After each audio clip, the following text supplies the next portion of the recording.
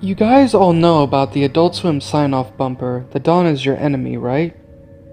There's a reason that they don't show it anymore. The last day the bumper was used as a sign-off, instead of the normal running time of the estimated 9 seconds, it ran for an extended period of time until the automated service were overtaken by manual operation. We all know the sound that shook our childhoods, or teen years for that matter. The resonating metal, the rumbles, the sound of metal scraping against metal. Feel free to look it up if you're a bit rusty on what the sound sounds like. Now with the audio cut, it doesn't sound complete. It's not finished, not over. The producers of Adult Swim were purposely cutting off the rest of the sound, and for good reason. The rest that followed was the exact reason why you will never see the bumper again on the air. Once again, it supposedly only ran for about 9 seconds, and this is a rough transcript of the usual audio. Resonating metal, followed by a rumble, followed by scraping metal and other rumble, and bumper. So, what could you put together with that? Nothing rings a bell, right? Exactly.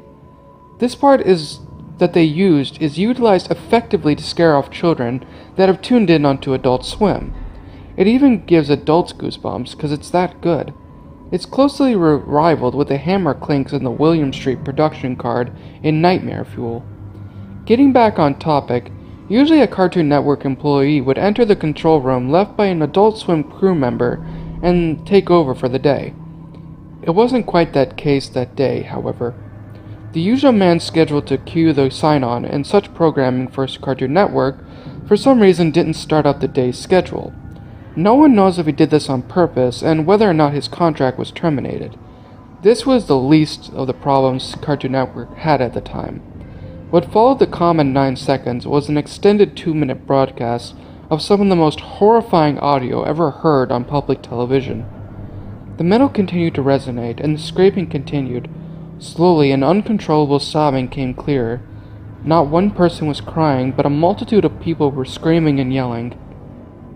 As the metal scraped, the screaming grew louder.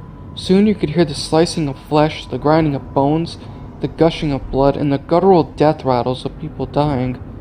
All across the United States, millions of children and adults were being exposed to what sounded like a barbaric mass murder.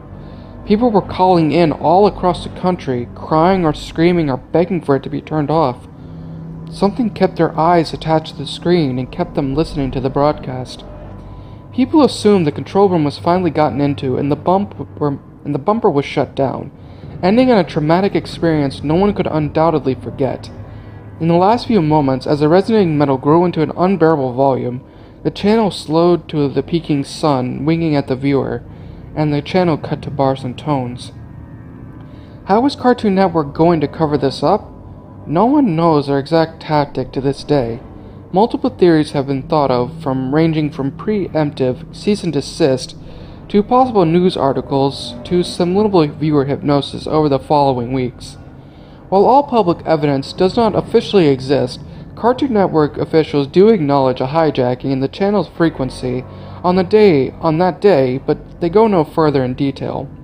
All late morning bumps, including "The Dawn is Your Enemy," were replaced with the corresponding ones from the 1:30 a.m. time slot.